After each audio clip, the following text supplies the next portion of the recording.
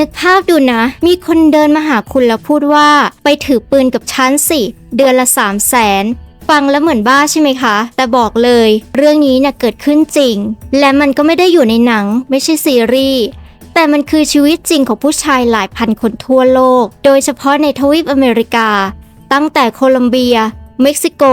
เอลซัลวาดอร์ไปจนถึงเฮติพวกเขาเรียกตัวเองว่าทหารรับจ้างหรือที่ฝรั่งเรียกว่าเมอร์เซนารีแล้วคุณคิดดูนะอาชีพที่เสี่ยงตายขนาดนี้ทำไมยังมีคนอยากทำสวัสดีค่ะแอดโรสจากช่องลอมคอมโมโดสที่นี่เนี่ยเราจะเล่าเรื่องจริงแบบเข้มๆทั้งอาชญากรรมสงครามและประวัติศาสตร์ดักๆที่ฟังแล้วคุณจะต้องอึ้งถ้าคุณชอบแนวนี้ก็อย่าลืมกดติดตามกดไลค์และกดกระดิ่งไว้เลยนะคะเพื่อไม่ให้พลาดทุกเรื่องจริงที่คุณควรรู้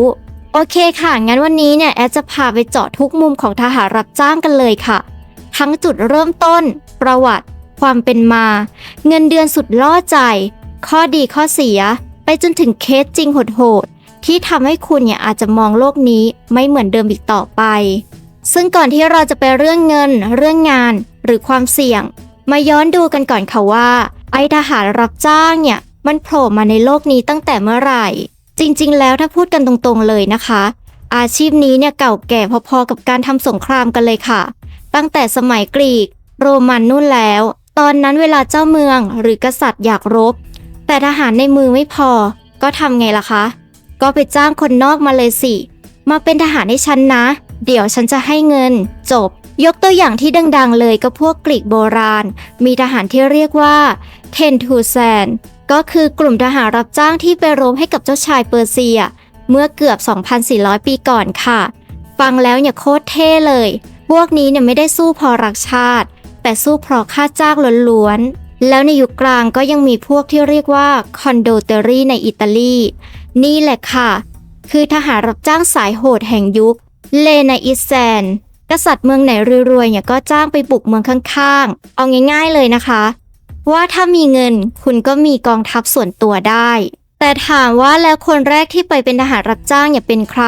อันนี้แอดไม่มีชื่อแน่ชัดหรอกนะคะเพราะว่ามันเก่าแก่เกินไปแต่หลักฐานชัดเจนที่สุดก็คือในยุคกรีกนี่แหละค่ะที่มีการจดบันทึกว่า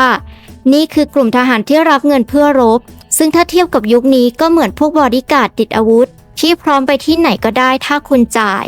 ซึ่งแน่นอนค่ะว่าหลายคนที่ไปรบเนี่ยก็ไม่รอดเพราะว่ามันไม่ใช่งานสบายๆเลยบางคนเนี่ยได้เงินบางคนตายตั้งแต่วันแรกแต่ทั้งหมดนี้แหละคือต้นกำเนิดของคำว่าเมอร์เซนารีที่เรารู้จักกันทุกวันนี้ทีนี้เนี่ยพอรู้แล้วว่าทหารรับจ้างเนี่ยมันมีมาตั้งแต่ยุคโบราณคำถามก็คือทำไมสมัยนี้มันยังมีอยู่คือโลกเราเนี่ยมีทหารประจำชาติแล้วไงทำไมยังต้องมีคนยอมไปเป็นทหารรับจ้างอีกคำตอบสั้นๆเลยนะคะก็คือเงินค่ะเงินเดือนของทหารรับจ้างเนี่ยบางทีสูงกว่าทหารปกติหลายเท่าเลยนะคะสมมุติว่าคุณเป็นทหารโคลอมเบียเงินเดือนอาจจะอยู่แค่ 15,000 ถึง 20,000 บาทแต่ถ้ามีคนมาชวนไปเป็นทหารรับจ้างที่ตะวันออกกลางเงินเดือนพุ่งไปที่ 150,000 ถึง 300,000 บาทต่อเดือนทันทีบางเคสเนี่ยหนักๆหน่อยอย่างในอิรักหรืออัฟกานิสถานสมัยที่บริษัทอย่าง Blackwater จ้างเนี่ยค่าตัวพุ่งไปถึง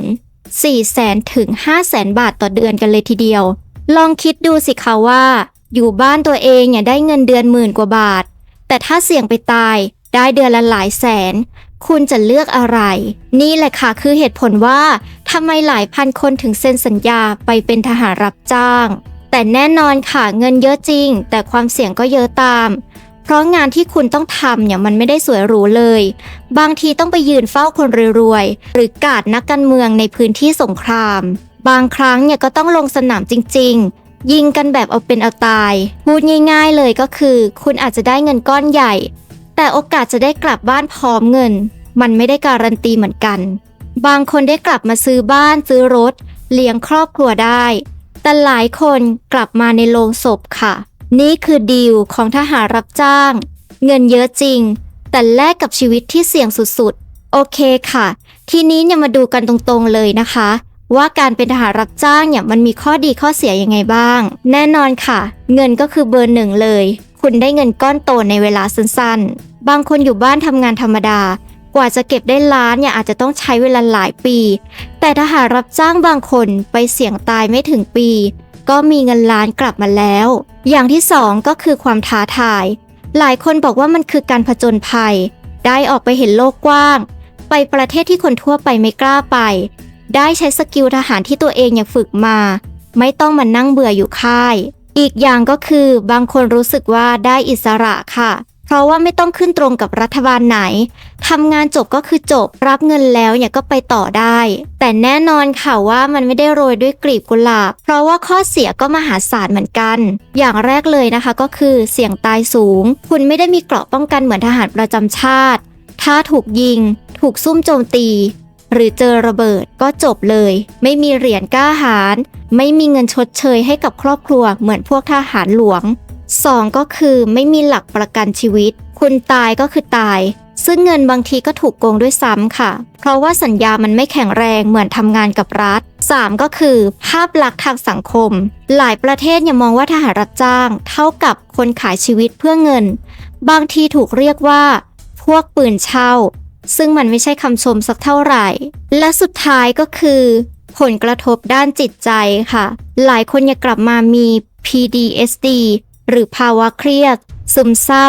ฝันร้ายจากสนามรบบางคนกลายเป็นติดเหล้าติดยาเพราะรับสิ่งที่ตัวเองทำมาไม่ไหวพูดง่ายๆก็คือข้อดีเหมือนฝันข้อเสียเหมือนฝันร้ายแล้วแต่เลยค่ะว่าคุณจะมองด้านไหนแต่ทั้งหมดนี้ก็คือราคาที่ต้องจ่ายถ้าคิดจะเป็นทหารรับจ้างโอเคค่ะคราวนี้เราจะมาเจาะเคสจริงๆกันบ้างว่าชีวิตทหารรับจ้างมันโหดขนาดไหนเคสแรกนะคะก็คือ Blackwater ใครที่ติดตามข่าวสงครามอิรักน่าจะเคยได้ยินชื่อนี้บริษัทนี้มาบ้างซึ่ง Blackwater ก็คือบริษัททหารเอกชนจากอเมริกาค่ะก่อตั้งโดยเอริก ปรินซ์เมื่อปี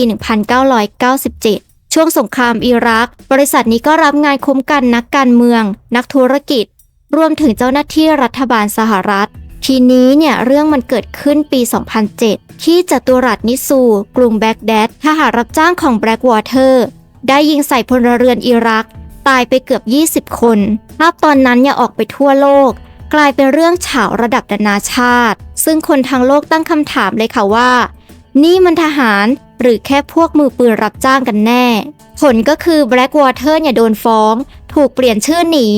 และจนวันนี้ก็ยังเป็นหนึ่งในเคสอื้อฉาวที่สุดของวงการเคสที่2ค่ะโคลอมเบียทหารโคลอมเบียเป็นหนึ่งในแรงงานทหารรับจ้างที่ถูกจ้างเยอะมากในช่วง20 ปีถึง30 ปีที่ผ่านมาเพราะในประเทศเขามีสงครามกองโจรมาเป็น10 ปี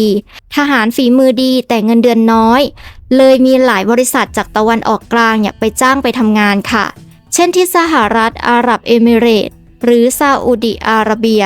บางคนเล่าว่าไปทำงานคุ้มกันเจ้าชายได้เงินเดือนเกือบ 200,000 บาทแต่ก็ต้องอยู่ในพื้นที่ที่เสี่ยงตลอดเวลา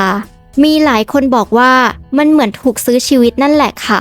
เคสที่3เฮติปี 2021 เรื่องนี้โคตรจะดังเลยค่ะตอนนั้นยังมีเหตุการณ์ลอบสังหารประธานาธิบดีโจเวเนล มอยอิสของเฮติแล้วรู้ไหมคะว่าใครถูกจับว่าเกี่ยวข้องก็คืออดีตทหารโคลอมเบียเกือบ20 คนพวกนี้ได้ถูกหลอกว่าให้มาทำงานเป็นทีมรักษาความปลอดภัยแต่สุดท้ายกลายเป็นว่าถูกใช้เป็นเครื่องมือในแผนสังหารหลายคนถูกจับติดคุกที่เฮติบางคนโดนประหารชีวิตช้าๆโดยกฎหมายที่นั่นนี่แหละค่ะคือตัวอย่างชัดเจนเลยค่ะว่าทหารรับจ้าง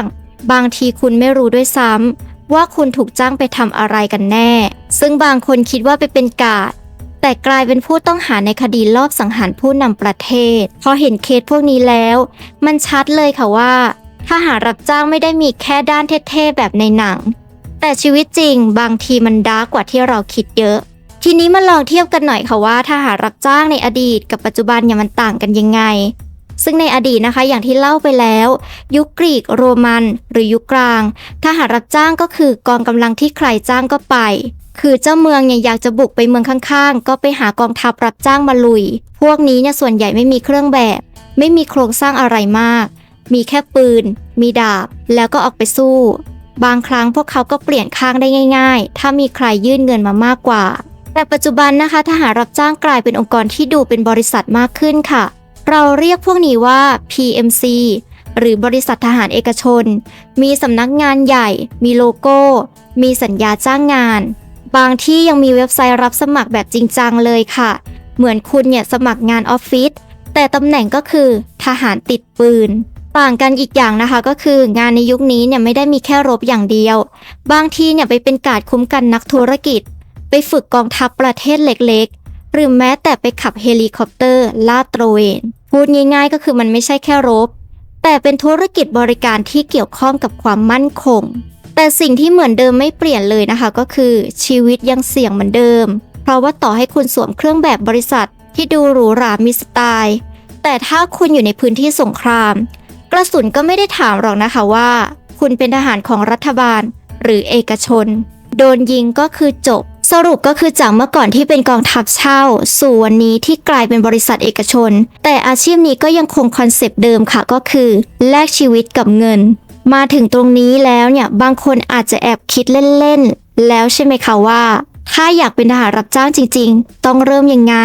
ซึ่งแอดก็จะขอเล่าตรงไปตรงมาเลยนะคะเพราะเรื่องนี้เนี่ยมีทั้งมุมจริงจังและก็มุมดักปนกัน 1. คุณสมบัติพื้นฐานส่วนใหญ่แล้วบริษัท PMC เขาจะรับคนที่เคยไปเป็นทหารมาก่อนค่ะอย่างน้อยเนี่ยก็ต้องเคยผ่านการฝึกมาแล้วต้องมีร่างกายแข็งแรงวิ่งเร็วแบกของหนักได้ภาษาอังกฤษก็ต้องพอได้เพราะงานส่วนใหญ่เนี่ยต้องประสานงานกับต่างชาติมีประสบการณ์ด้านอาวุธหรือยุทธวิธีก็จะได้เปรียบแต่ก็มีเคสที่รับพลเรือนเนี่ยเข้าไปแล้วฝึกใหม่หมดเหมือนกันนะคะโดยเฉพาะถ้างานเป็นการ์ดคุ้มกันหรือคนขับรถ 2. วิธีสมัครสมัยนี้ก็ง่ายมากๆเลยค่ะมีเว็บจริงๆของบริษัททหารเอกชนเช่น Academy ชื่อใหม่ของ Blackwater หรือ Dicrop ซึ่งพวกเขาก็จะเปิดรับสมัครเหมือนบริษัททั่วไปเลยกรอกฟอร์มอัปโหลดเรซูเม่บางที่ก็มีสัมภาษณ์ออนไลน์ด้วยแต่แน่นอนค่ะว่าเขาไม่ได้ประกาศกันชัดๆว่ามาทำงานเสี่ยงตายกับเราสิแต่จะเขียนว่า Security Contractor หรือผู้รับเหมารักษาความปลอดภัยให้ฟังดูโกโก้ 3. การฝึกถ้าได้งานจริงๆเนี่ยคุณจะถูกส่งไปค่ายฝึกเฉพาะกิจค่ะอันนี้โหดมากเลยฝึกยิงปืนจริงๆทั้งกลางวันและกลางคืนฝึกเอาตัวรอดในสถานการณ์ถูกซุ่มโจมตีฝึกขับรถเร็วหนีระเบิดริมถนนบางครั้งถึงขั้นฝึกการเจรจาต่อรองกับผู้ก่อการร้ายคือไม่ใช่ว่าคุณสมัครแล้วพรุ่งนี้เนี่ยบินไปยิงปืนได้เลยนะคะมันมีการกรองมีการเทสโหดๆอยู่ 4. รายได้ตำแหน่งระดับล่างๆเช่นการ์ดคุ้มกันได้ประมาณเดือนละ 3,000 ถึง 5,000 ดอลลาร์หรือประมาณแสนกว่าบาทแต่ถ้าเป็นงานในโซนอันตรายอย่างตะวันออกกลางอัฟกานิสถานหรือบางส่วนของลาตินอเมริการายได้อาจจะพุ่งสูงถึง 10,000 ถึง 15,000 ดอลลาร์ต่อเดือนเลยค่ะฟังแล้วก็ชวนตาลุกวาวเลยใช่ไหมคะแต่ก็ต้องคิดว่าเงินก้อนนี้แลกกับโอกาสกลับบ้านหรือเปล่าถ้าความรู้สึกของคนที่ไปจริงๆหลายคนบอกว่าตอนอยู่ในสนามรบจริงๆยังไม่ได้รู้สึกเท่เหมือนในหนังมันคือความเครียดความกดดันและความกลัวแบบทุกวินาทีมีคนเคยให้สัมภาษณ์ไว้ค่ะว่าเงินเยอะก็จริงแต่บางคืนเนี่ยเขาหลับตาแล้วเห็นเพื่อนโดนระเบิดต่อหน้ามันไม่คุ้มเลยสุดท้ายก็คือแอดจะต้องย้ำตรงนี้เลยนะคะว่าอย่าเพิ่งฟังแล้วคิดว่ามันเท่เพราะเส้นทางนี้มันไม่ใช่เกมไม่ใช่หนังแต่คือการเสี่ยงชีวิตของจริงแต่เล่าไว้ให้ฟังเพื่อความรู้ว่ามันมีอยู่จริงๆและใครๆก็สามารถสมัครได้ถ้าคุณมีคุณสมบัติครบเอาละค่ะทีนี้เนี่ยแอดจะมาเล่าให้ฟังถึงเคสจริงๆที่เกิดขึ้นในลาตินอเมริกาบอกเลยว่าไม่ใช่แค่ในหนังค่ะแต่มันเกิดขึ้นแบบเลือดสาดมาแล้วจริงๆเคสโคลอมเบีย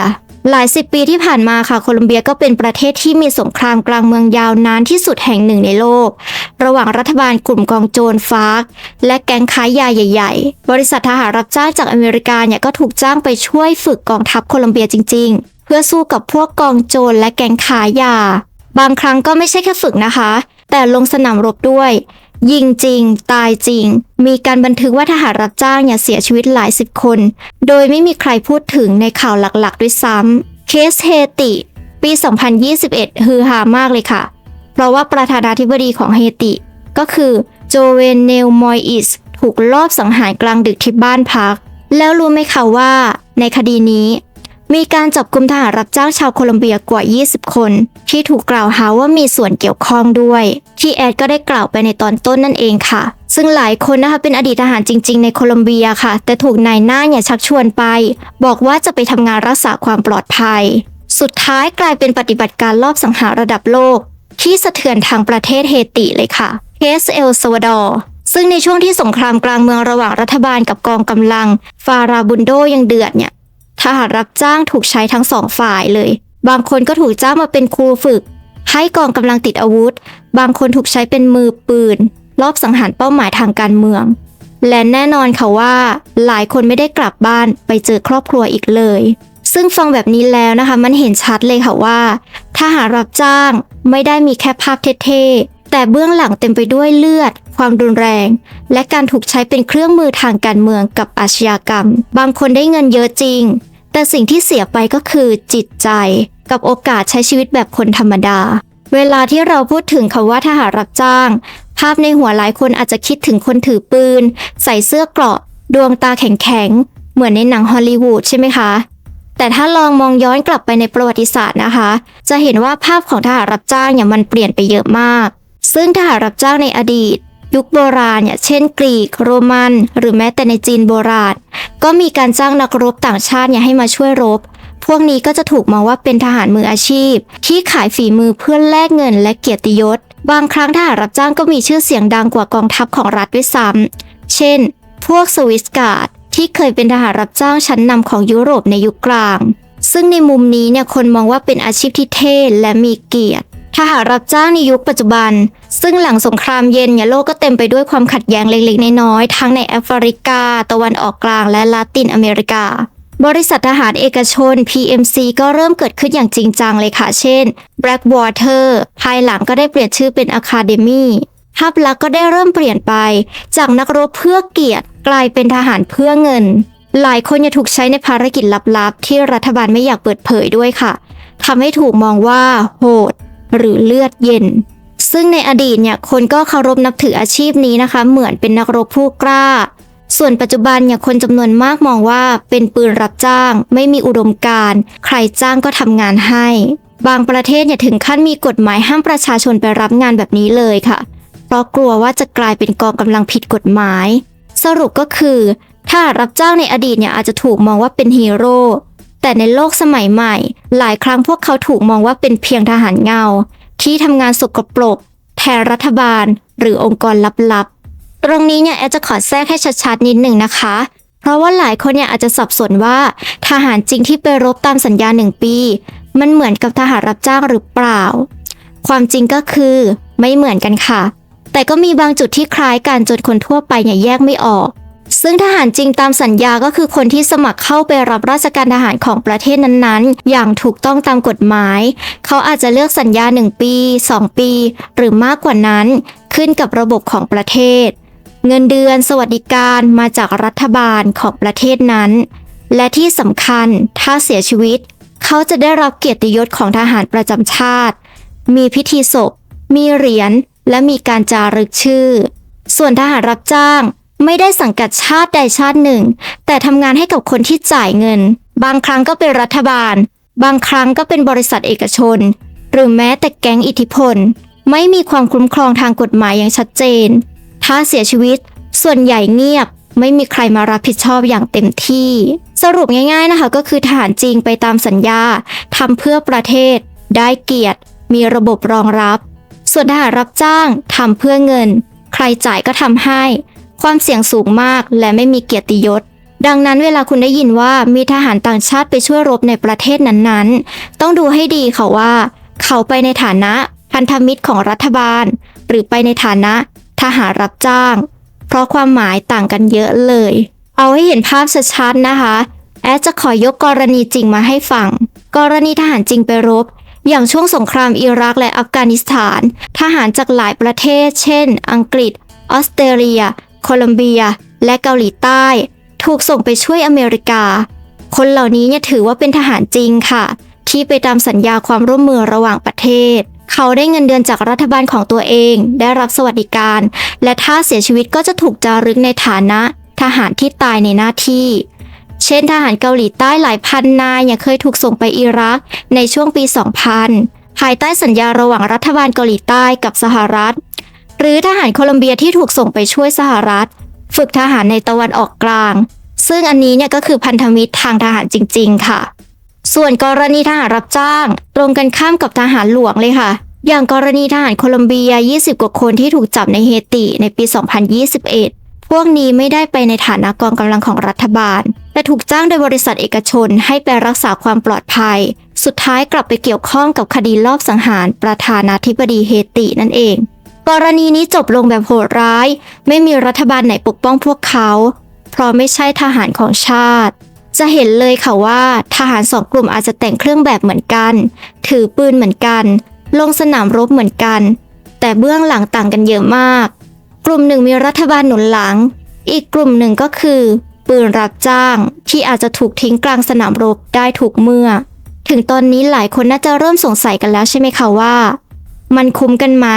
ที่จะเอาชีวิตไปเสี่ยงกับงานแบบนี้แอดขอเล่าแบบตรงไปตรงมาเลยนะคะว่ามาดูกันทั้งสองด้านกันดีกว่าข้อดีก็คือ 1. รายได้สูงมากเงินเดือนอาจจะสูงกว่าทหารปกติหลายเท่าถ้าเป็นภารกิจเสี่ยงสุดๆอาจจะได้ถึงหลักแสนหลักล้านบาทต่อเดือนกันเลยทีเดียว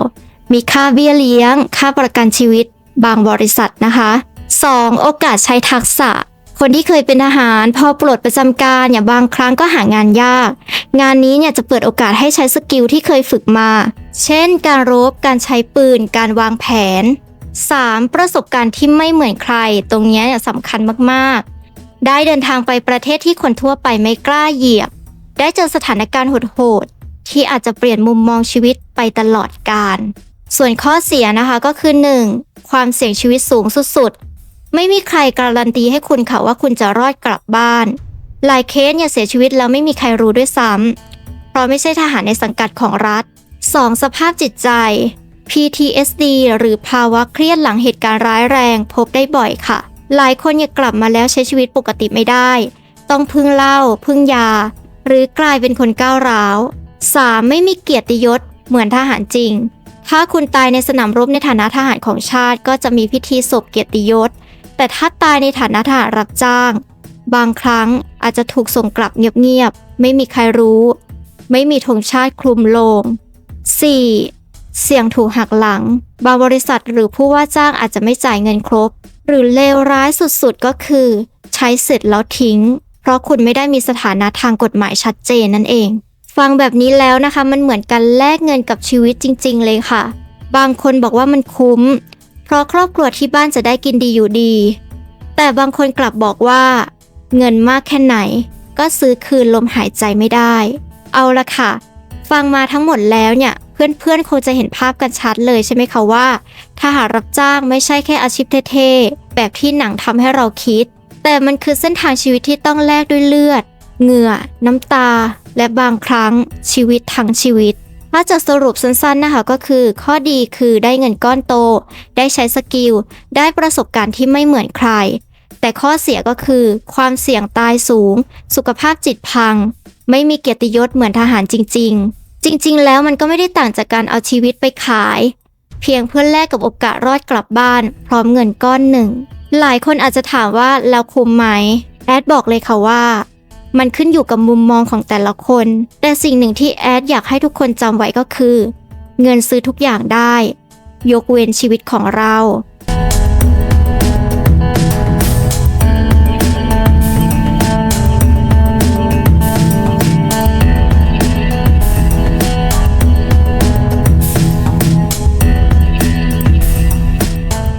ซึ่งต้องบอกตรงๆนะคะแอดไม่สามารถตัดสินได้ว่าคุ้มหรือไม่คุ้มเพราะความคุ้มของแต่ละคนไม่เหมือนกันค่ะบางคนอาจจะเลือกไปใช้ชีวิตแบบนั้นเพื่อคนที่บ้านแต่เขาอาจจะตัดสินใจว่านั่นคือสิ่งที่คุ้มค่าสำหรับเขาแล้วเขาอาจจะยอมตายหรือบางทีเขาก็คิดว่าชีวิตนี้สิ่งที่ทำอยู่มันคือความสุขความพึงพอใจและถึงตายไปมันก็คุ้มกับชีวิตที่เขาได้ทำแล้วนั่นเองหรืออย่างกรณีบางคนอาจจะไปเพื่อเงินจริงๆใจก็กลัวแต่ก็ต้องทำแต่ก็มีความเสี่ยงถ้าไปแล้วรอดกลับมาก็เป็นประสบการณ์ที่ดีและได้เงินในการตั้งชีวิตหรือถ้าไปแล้วมีความเสี่ยงที่ไม่ได้กลับบ้าน ถึงเขาจะรู้แต่เขาก็ต้องยอม คือแอดไม่สามารถบอกได้ว่ามันคุ้มกับใคร ฉะนั้นการเล่าเรื่องในวันนี้ก็อยากจะให้เป็นข้อคิดให้กับเพื่อนๆได้เปิดมุมมองใหม่ๆหวังว่าเพื่อนๆเนี่ยจะได้อะไรกลับไปไม่มากก็น้อยในเรื่องนี้นะคะก่อนจบนะคะแอดขอฝากไว้นิดนึงค่ะนี่คือช่องลอมคอมโมโดสที่จะเล่าเรื่องจริงแบบเข้มๆทั้งอาชญากรรมสงครามและประวัติศาสตร์มืดๆที่คุณไม่เคยได้ยินจากที่ไหนถ้าคุณชอบแนวนี้ก็อย่าลืมกดไลค์กดติดตามและกดกระดิ่งเพื่อไม่พลาดทุกเรื่องจริงที่คุณควรรู้และเพื่อนๆที่ติดตามช่องนี้กันอยู่แล้วหรือเพื่อนๆที่มาใหม่นะคะว่าชอบคลิปแนวนี้และการเล่าเรื่องไหมถ้าชอบก็อย่าลืมคอมเมนต์ใต้คลิปกันด้วยนะคะและจะตอบทุกคอมเมนต์เลยนะคะและสุดท้ายขอบคุณมากนะคะที่ดูมาจนถึงตอนนี้ฝากแชร์คลิปนี้ไปให้เพื่อนๆด้วยนะคะจะได้รู้ความจริงอีกด้านหนึ่งของโลกใบนี้และเจอกันใหม่ในคลิปหน้าสวัสดีค่ะ